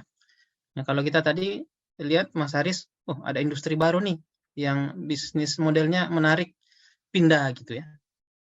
Jadi tidak menetap di satu tempat juga gitu. Ini kira-kira bagaimana Mas Haris memanage resiko ini pindah-pindah dan sampai kapan akan berpindah terus gitu? Karena kan rata-rata mungkin ya, saya pernah mendengar beberapa seminar yang ditakutkan orang Indonesia balik ke negara Indonesia karena stabilitas gitu ya. Nah, industri kemudian PHK seperti yang banyak berita segala macam ini, itu gimana Mas Haris memanage resiko-resiko tersebut gitu? Ya. Balik lagi ya mungkin ya, yang saya bisa bagi mungkin tetapkan tujuan kita sih mungkin ya, tetapkan tujuannya. Tujuannya sebenarnya apa? Tujuan kita pulang ke Indonesia untuk apa gitu. Dan rezeki adalah udah yang ngatur gitu ya. Kadang-kadang saya itu termasuk yang levelnya itu sudah udah nggak bisa dibantah ya, nggak bisa dibantah. Jadi gini, saya bukan bilang nggak ada risiko, gede, apalagi di perusahaan kayak startup gitu-gitu. Mungkin sering dengar lah teman-teman, ada layoff di perusahaan A, layoff di perusahaan B. Bahkan posisi saya yang sekarang itu kan kita vendor, ini saya buka-bukaan aja lah. Itu kita kan vendor kementerian, gitu, vendor kementerian. Sangat beririsan besar dengan kebijakan menterinya, gitu. Kalau ganti menteri bakal ada nggak? Belum tentu, gitu. Iya, tentu politik ada, itu kan gitu. tidak bisa ditebak. Ya. Betul. Ya bisa jadi cara pandangnya berbeda, gitu kan. Tentu ada resiko, gitu. Tapi ya itu resiko yang saya terima gitu ya, mau stay pun katakanlah gitu, saya mencari ya nyamannya udah di sini gitu. Emang nggak ada resiko, ada pasti juga ada gitu ya. Tapi mumpung masih muda gitu ya kan, mumpung masih muda. Tapi saya nggak gini, strategi saya kenapa saya juga ngajar di kampus. Sekarang posisi saya juga ngajar. Saya lektor di kampus swasta. Oh iya, jadi ada backup gitu Mas ya. Exactly, betul. Iya. Nah itu memang itu cara memanage resikonya, salah satu cara manage resiko. Salah satunya, nggak hanya itu, banyak cara mungkin, tapi salah satunya yang saya ambil, terutama memanfaatkan S3 ya, sayang aja gitu kan, mungkin kan, dimana kita bisa membimbing mahasiswa juga, gitu-gitu kan segala macam. Di satu sisi memang ada kebutuhan ya, bahkan dosen masuk industri itu kalau nggak salah sekarang masuk jadi IKU, indikator kinerja utama. Dosen gitu kan. Jadi memang sebenarnya pemerintah sekarang pun juga menekankan, ayo dosen juga coba masuk industri gitu untuk dapat experience di luar gitu kan. Nah itu yang saya manfaatkan sebenarnya, saat seperti itu. Dan benar itu harus di manage resikonya. Iya, gitu benar. ya. Satu sisi kita growing-nya bisa banyak karena banyak experience di tempat ABCD, tapi satu sisi memang resikonya ya harus diterima hal-hal seperti itu. Iya, jadi itu tadi intinya dari Mas Haris ya. Jadi kalau kita dengar ya seperti serampangan gitu ya, pindah gimana, keluar gimana, tapi ternyata ada manage risikonya Mas Haris ya sebagai dosen juga dan sudah lektor, dan mungkin keuntungannya di Indonesia lebih fleksibel ya. Kalau di sini susah menyambi satu kerja dengan kerja lain, itu sepertinya sangat strict gitu ya. Nah, jadi tadi ada kelebihannya juga. Oke, jadi itu mungkin banyak pengalaman dari Mas Haris. Kalau ada audiens yang ingin mengajukan pertanyaan, silakan. Nah, ini ada satu. Ya. Transisi posisi industri Indonesia saat ini bagaimana juga konversi enumerasinya. Nah, ini bahasa industri, sepertinya Mas Haris mengerti nggak kira-kira ini pertanyaannya? Ya, jadi mungkin silakan dijawab terakhir mungkin karena waktunya terbatas. Ya, silakan Mas Haris. Iya, transisi posisi industri gitu ya. Banyak transisinya tentu banyak. Pertama dari adaptasi cara bekerja gitu ya. Saya udah lama nggak masuk industri nih, gitu kan. Dulu pernah di Excel saya cerita 2 tahun gitu ya. Terus itu kan akademisi udah nggak pernah nyentuh sebenarnya gitu kan. Tiba-tiba masuk ke industri, ada matriks finansial lah gitu ya, click rate, bla bla bla lah gitu ya. Tentu besar adaptasinya gitu. Dimana, nah makanya open for challenge ya. Jadi kayak oh, ya udahlah, saya mau pulang ke Indonesia. Mereka udah nerima, mereka udah tahu kapasiti saya lebih ke riset, dan mereka company pun berarti kan percaya gitu ya, kita bisa beradaptasi gitu. Ya we take that opportunity gitu, maximize the opportunity gitu. Jadi ya memang belajar pasti banyak. Kadang-kadang di meeting ini ngomong diskusi itu udah kayak ya konsultan kadang-kadang kan ini ya apa bahasa istilah-istilah bahkan yang saya nggak pernah dengar gitu ya, istilah-istilah term-term ini apa, tapi lama-kelamaan di situ tadi ombak gede, kita juga pasti akan mau nggak mau terbiasa gitu ya, mau nggak mau harus paham gitu ya, dipaksa. Jadi ya harus satu sisi harus terbuka memang. Kalau nggak paham nggak usah apa ya tertekan atau gimana gitu sih. Intinya memang growth mindset tadi. Bukan kita nggak bisa paham, tapi ya kita memang baru ketemu nih dengan hal ini gitu ya, dan bisa kita pelajari kok gitu ya, sesuatu yang baru itu, apapun itu bahkan bentuknya. Dari kembali ke Indonesia itu di industri itu role-nya itu sebagai manajer sebenarnya. Manajer itu ada responsibility people management juga gitu. Yang mana role itu nggak pernah saya pegang sama sekali dulu. Iya, memanage orang. Manage orang gitu, engineer di Indonesia gitu. Satu sisi lagi ada role risetnya, melakukan membimbing lah ya kesannya. Itu mungkin udah pernah kita lakukan dulu gitu ya, membimbing mahasiswa mirip-mirip lah gitu kan. Satu sisi lagi memanfaatkan tadi maximize profitnya. Ini yang kita kerjain ini arah profitnya kemana? Itu banyak belajarnya karena mulai dari nol, mau nggak mau. Yang saya mungkin ada yang angkat tangan, Mas. Kita coba satu dulu sebelum ditutup. Hadi ya? Hadi. Iya, Mas. Monggo terakhir mungkin. Terima kasih Mas Takdir kesempatannya. Ya, silakan. Langsung saja ke Mas Haris ya. Ketika Mas Haris kembali ke Indonesia nih, apakah Mas Haris mengalami yang namanya culture shock? Apalagi tadi ya setelah Mas Haris cukup lama di Jepang dari S2, S3 sampai postdoktoral juga ya. Ini Mas terutama terkait sama birokrasi lah, lingkungannya gitu-gitu. Ya, silakan Mas Haris. Punten Pak Takdir, Mas Haris karena ini sesi terakhir ya, jadi kalau mau ngaret juga sebenarnya nggak apa-apa, asal mungkin jangan terlalu ngaret, tapi kalau mau diselesaikan dulu monggo. Pertanyaan-pertanyaan yang terakhir mungkin pertanyaan dari Mas Adi tadi, silakan. Kemudian kita tutup. Oke. Culture shock pasti ada Mas Adi ya. Dari ngurus KTP, pulang ngurus KTP, ngurus segala macem gitu-gitu ya. Dari belanja gitu ya. Ya hal-hal sehari-hari pasti ada lah sedikit banyak. Tapi gini, prinsipnya ya saya orang Indonesia gitu ya. Ya yang mungkin harus, kalau memang itu ternyata nilainya bukan hal yang buruk gitu ya. Ya udah kita yang adaptasi gitu. Tapi kalau misalkan itu nilainya harusnya bisa diimprove, misalkan ngantri gitu-gitu. Ya kalau anak saya nih dulu ya pulang pertama kali di Indonesia itu ini nih masukin sendal ke tempat sendal gitu ya. Benar-benar kebiasaan yang di sini ya. Iya, kebiasaan di sini. Tetap jalan. Cuma memang hilang ya lama-kelamaan. Iya. Lama-lama hilang. Tapi intinya bisa lah dibiasakan, Mas ya. Iya, tapi apa ya, itu harus tetap sebisa mungkin lah ya. Hal yang saya terapkan itu hadir meeting tepat waktu.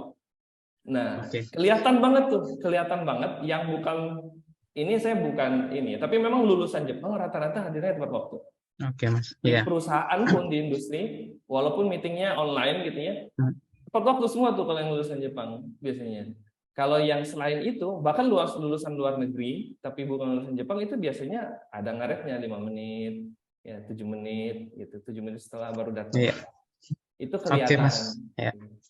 Ya, jadi karena waktunya membatasi, mungkin masih banyak pengalaman yang ingin di-share, tapi karena waktu membatasi, jadi untuk sesi kali ini saya tutup, dan terima kasih terhadap Mas Muhammad Haris ya, dan saya berikan ke panitia untuk mengatur, mungkin ada sesi foto bersama, silakan.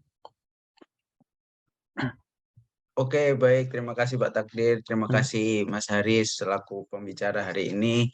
Sharing-sharingnya sangat bermanfaat juga tadi ya. Ternyata balik ke Indonesia itu juga bukan tidak ada tantangannya begitu. Kalau tadi di sesi kedua kita udah disuguhkan sama tantangan-tantangan kalau berkarir di Jepang gitu. Ternyata berkarir di Indonesia setelah sekian lama Mas Haris juga di Jepang, ternyata tantangannya juga banyak juga gitu. Oke. Mungkin kita foto bareng dulu. Teman-teman bisa open cam juga. Ini karena ini sesi terakhir, jadi kita open cam bareng-bareng yuk gitu buat kita foto bareng semuanya. Oke, sebelum foto bareng saya mau ucapin terima kasih dulu buat Pak Haris. Sangat-sangat terima kasih udah mau mengisi acara di PPI Ibaraka hari ini ya. Sangat-sangat bermanfaat. Banyak insight yang kita dapat juga. Semoga kedepannya karir Pak Haris sukses terus ya. Kita foto bersama dulu.